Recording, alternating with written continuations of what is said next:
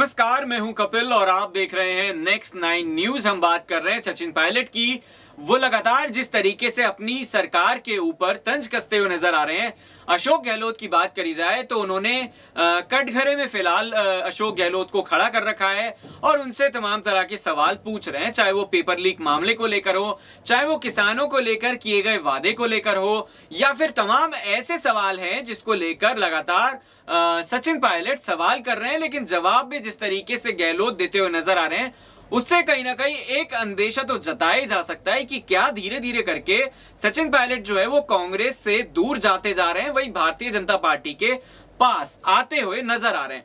जहां तक भारतीय जनता पार्टी की बात है तो बीते दिनों जो तेवर हैं वो सचिन पायलट के काफी नरम नजर आए, क्योंकि जिस तरीके से भारतीय जनता पार्टी से अलग वो लगातार अशोक गहलोत वाली सरकार पर निशाना साध रहे हैं।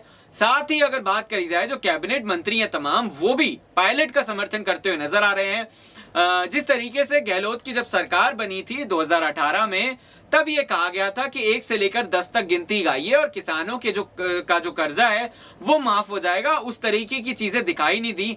जब राहुल गांधी भारत जोड़ो यात्रा के साथ राजस्थान पहुंचे, तब भी कहीं ना कहीं पायलट ज्यादा नजर आए, और जब किसानों ने एक तरह से बवाल करने की कोशिश की, तब भी राहुल गांधी ने कैसे भी करके उन किसानों को मनाया और आखिरकार वो किसान मान भी गए। पायलट की अगर बात करी जाए तो दौसा में जब पहुंचे थे राहुल गांधी, तब भी पायलट के समर्थन में जबरदस्त नारे लगे।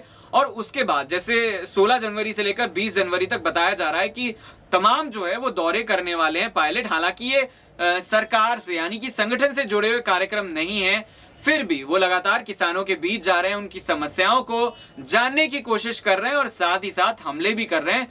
पेपर लीक का मैंने आपको बताया कि उन्होंने कहा कि जो पेपर लीक हैं उनके दलालों तक नहीं बल्कि सरगना तक पहुंचना चाहिए। उस पर पलटवार किया। गहलोत ने कहा कि अगर आपको नाम पता है हमें बताइए, हम कार्रवाई करेंगे।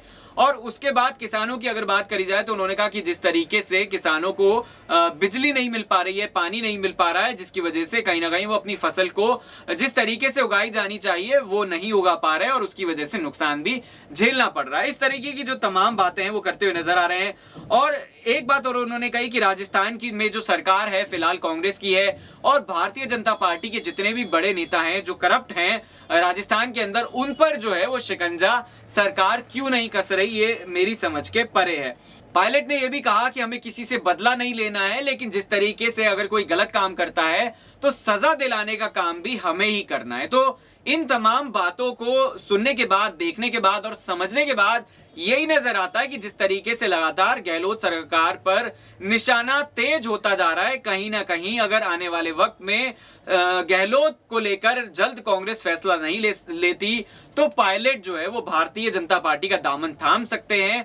एक बात और इस रिपोर्ट को खत्म करने से पहले बता दें कि पंजाब में जिस तरीके से अमरिंदर सिंह को अंतिम समय में कांग्रेस ने हटाया था और चन्नी को मुख्यमंत्री बनाया था, उससे भी कांग्रेस को फायदा नहीं हुआ था। इस बार भी कांग्रेस ऐसा कर सकती है, यानी कि अशोक गहलोत को वो हटाने का जो जोखिम है वो शायद लेती हुई नजर ना आए, और ऐसे केस में भी भाजपा के साथ पायलट जा सकते हैं। आपका भी अगर यही सोचना है तो कमेंट करके जरूर बताइए। फिलहाल देखते रहिए नेक्स्ट 9 न्यूज। नमस्कार।